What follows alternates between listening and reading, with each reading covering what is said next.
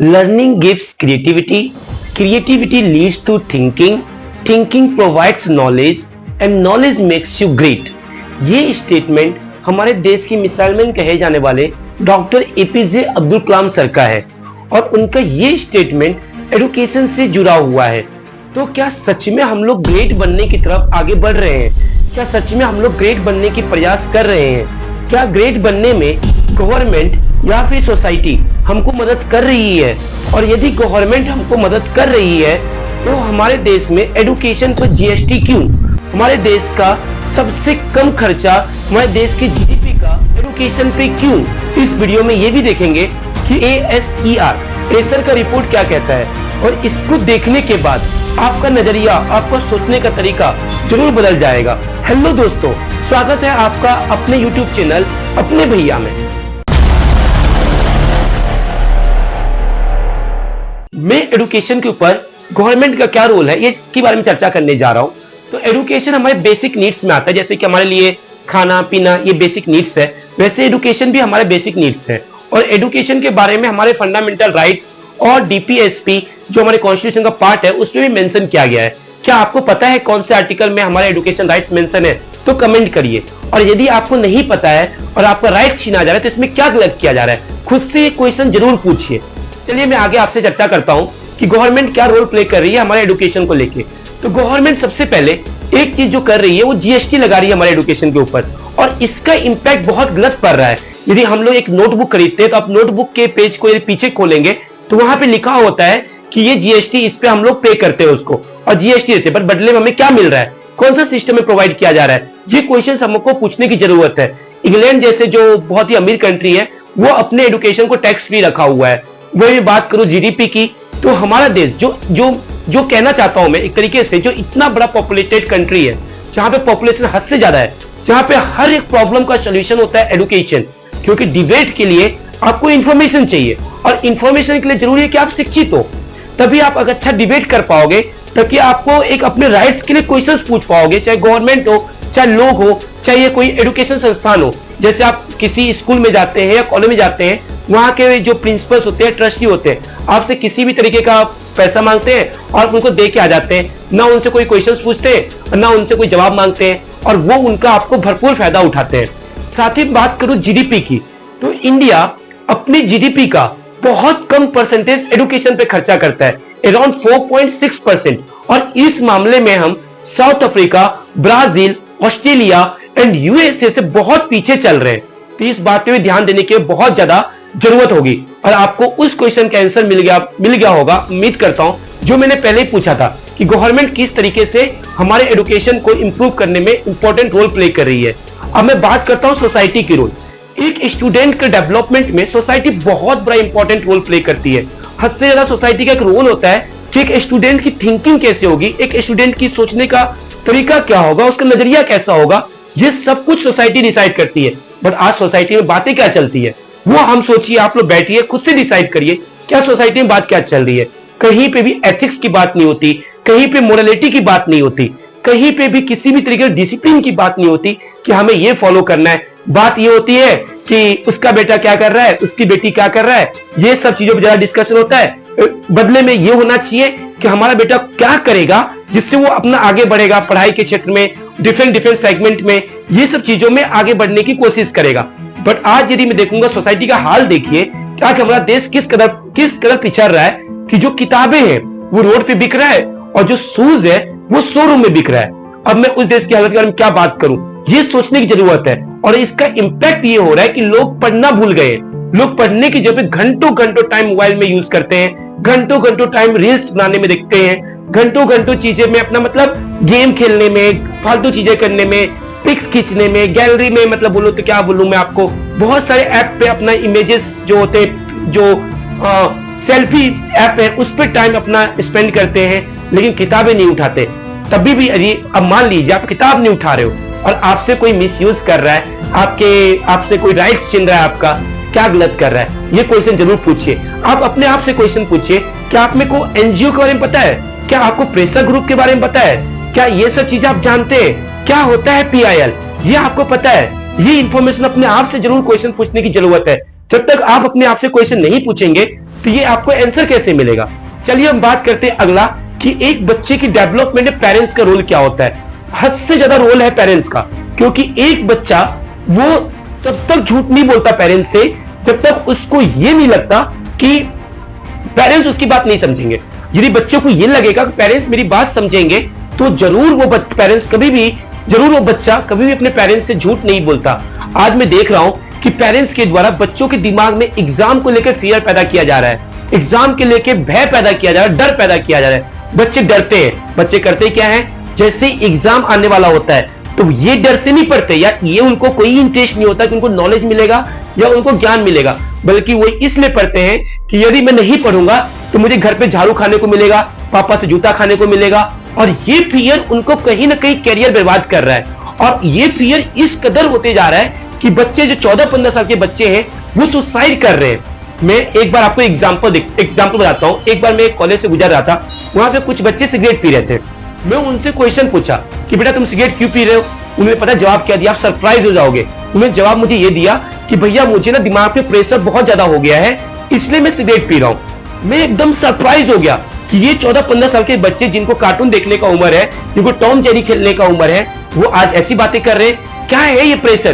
क्यों उन पे इतना प्रेशर क्रिएट किया जा रहा है?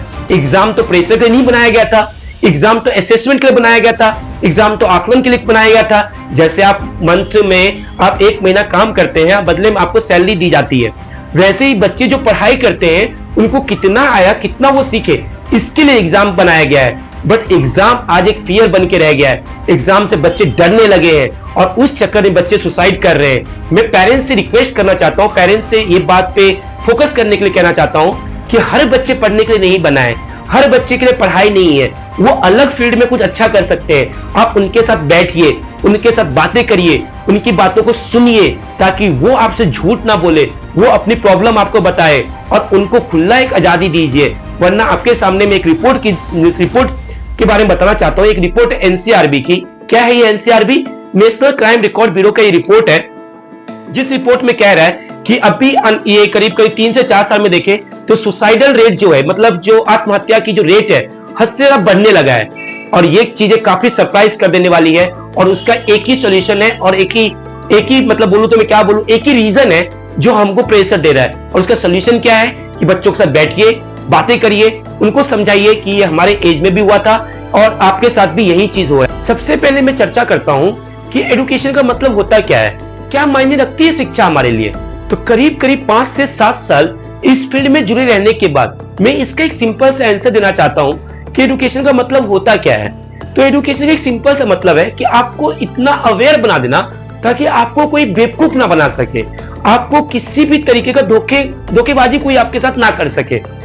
और यही रीजन भी है कि आप देखेंगे कि स्कूल में एक ही क्लास में एक बच्चे को एक ही साल में करीब 6 से 7 सब्जेक्ट पढ़ाया जाता है। और इसका मोटिव ये नहीं होता है कि उनको रटवाना है या कुछ करना है, और उनका ये मोटिव होता है रियल में कि करीब बच्चे 6 से 7 तरीके से अपने व्यू को बना सके, अपने थिंकिंग को जनरेट कर सके, डिफरेंट एस्पेक्ट दे सके अपने थिंकिंग को। बट आज शिक्षा हो क्या गया है, एग्जाम से 2 दिन पहले हम किताब उठाते हैं, डरते हैं और जाते हैं, एग्जाम में लिख देते हैं और मार्क्स आ गया तो हम शहंशाह बनने की कोशिश करते हैं। तो इसके लिए मैं एक स्टेटमेंट आपके सामने बोलना चाहता हूं, और ये स्टेटमेंट द ग्रेट कहने वाले, हमारे कॉन्स्टिट्यूशन लिखने वाले डॉक्टर बाबा साहब अंबेडकर जी का है। वो क्या कहते हैं शिक्षा को लेके? तो उनका मानना था कि शिक्षा वो शेरनी का दूध है। याद रखिएगा, शिक्षा वो शेरनी का दूध है, जो उसको पिएगा वो दहाड़ेगा। बट क्या सच में आज हम वो शिक्षा ले रहे हैं? क्या सच में हम दहाड़ने इतना नॉलेज को गेन कर रहे हैं? क्या हम इंफॉर्मेशन ले रहे हैं? इसको समझने के लिए आपको एक रिपोर्ट की तरफ मैं खींचना चाहता हूं। वो रिपोर्ट है एसर का report, ASER, annual status of education report. इस रिपोर्ट को हर साल प्रथम नाम का एनजीओ रिलीज करता है और उनका मेन फोकस रूरल एरियाज रहता है। इस बार इन्होंने अपने इस रिपोर्ट में करीब 28 डिस्ट्रिक्ट, 26 स्टेट्स और करीब 34,745 यूथ को कवर किया है। और इन्होंने इस रिपोर्ट में यह बताया है कि करीब 14 से 18 साल के बच्चे जो 14 to 18 इयर्स एज ग्रुप के यूथ हैं, वो किसी न किसी तरीके के एजुकेशन इंस्टीट्यूशन में इनरोल किए हैं अपने शैक्षिक शिक्षा लेने के लिए। बट उन्होंने एक और खुलासा किया है कि जब हम बात करते हैं 14 इयर्स एज ग्रुप की, तो उनका देखेंगे तो उनका परसेंटेज करीब 96% है, बट वो 18 साल पहुंचते पहुंचते वो परसेंटेज गिर के 70 में पहुंच जाता है, करीब करीब 30% की गिरावट होती है। ये रिपोर्ट एक और बहुत बड़ा खुलासा करती है कि जो 14 टू 18 इयर्स एज ग्रुप के जो यूथ है वो बेसिक कैलकुलेशन नहीं कर सकते, बेसिक उनका फाउंडेशन क्लियर नहीं है, वो पढ़ने में कैपेबल नहीं है, चाहे उनका रीजनल लैंग्वेज है चाहे वो इंग्लिश हो। तो आज जो कंपटीशन की दौर है, आज जो बड़े बड़े जो एंट्रेंस एग्जाम है, चाहे मैं बात करूं आईआईटी की, यूपीएससी की, या फिर और भी जो बड़े बड़े एग्जाम्स है, क्या वो सच में उस एग्जाम के लिए प्रिपेयर हो रहे हैं, या क्या फिर सच में उनको उस लेवल में प्रिपरेशन किया जा सकता है? ये सोचने का काम आपका है, जरूर सोचिए। यदि ये रिपोर्ट और भी बहुत कुछ कहती है, आप यदि इस रिपोर्ट के डिटेल वीडियो चाहते हैं तो मुझे बताइएगा, मैं इस पे डिटेल वीडियो बना दूंगा, कमेंट करिएगा, मैं जरूर इस पे डिटेल वीडियो आपके सामने रख दूंगा। ये रिपोर्ट की हालत क्या बता रही है और क्या समझाने की कोशिश कर रही है, उसके लिए आप एक स्टेटमेंट को समझिए। हमारे देश के फादर ऑफ नेशन कहे जाने वाले महात्मा गांधी जी का एक बहुत ही प्यारा स्टेटमेंट है कि इंडिया गांव में रहता है।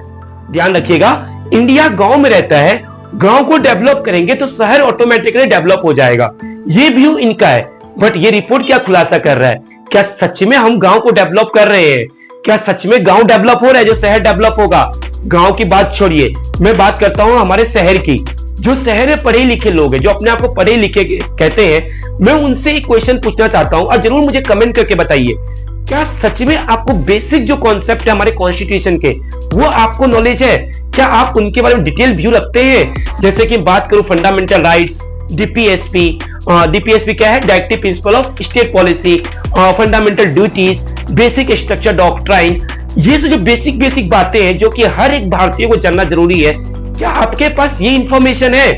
मैं तो सच कहूं ना, कई जुड़े होने के बाद इस फील्ड में कई लोगों से बात करने के बाद मैं जब पूछता हूं उनसे कि कृपया मुझे आप सारे फंडामेंटल राइट बता दीजिए, बहुत से लोग इस आंसर को देने में असमर्थ हो जाते हैं। लास्टली मैं ये कवर करना चाहता हूं कि हमें ये सोचने की जरूरत है कि आज का रियल नीड क्या है। आज जो चेंज हो रहे हैं, आज जैसे कि आप देखेंगे टेक्नोलॉजी का डेवलपमेंट हो रहा है, साथ साथ हम देखेंगे बहुत सारी चीज जैसे कि एआई जैसे टेक्नोलॉजी, आर्टिफिशियल इंटेलिजेंस जैसे टेक्नोलॉजी मार्केट में आ गए हैं, तो हमें उसके अकॉर्डिंग एजुकेशन को भी करना पड़ेगा। हमें बच्चों की थिंकिंग के बारे में सोचना पड़ेगा, हमें एजुकेशन को एथिक्स से जोड़ना पड़ेगा, हमें बच्चों को मोरालिटी सिखानी पड़ेगी, हमें एथिकल वैल्यू सिखानी पड़ेगी, ताकि बच्चे जो छोटी छोटी बातों में जो अपने पेशेंस खो देते हैं, सुसाइड जैसे बड़े कदम उठा लेते हैं, उस चीज से वो बचे। हमें एजुकेशन को कुछ ना कुछ रिलीजन से भी जोड़ना पड़ेगा, क्योंकि हर रिलीजन में एक बातें कॉमन है, मानवता, ह्यूमैनिटी। और ये चीजें बच्चों को सिखानी पड़ेगी कि भैया देखो, रिलीजन जो है ना वो हमको ह्यूमैनिटी सिखाता है, हमको मारपीट नहीं सिखाता, हमको किसी का अहित करना नहीं सिखाता। ये सब चीजें हमको सोचनी पड़ेगी और एक न्यू डायरेक्शन देना पड़ेगा हमें एजुकेशन की तरफ। बहुत मेहनत लगती है वीडियो बनाने में। मैं आपसे रिक्वेस्ट करता हूं कि प्लीज इस वीडियो को सब्सक्राइब करिए, शेयर करिए और दूर तक फैलाइए। मैं रोहित झा अपने इस YouTube चैनल अपने भैया से आपके न्यू थिंकिंग की तरफ स्वागत करता हूं। थैंक यू, बहुत बहुत शुक्रिया।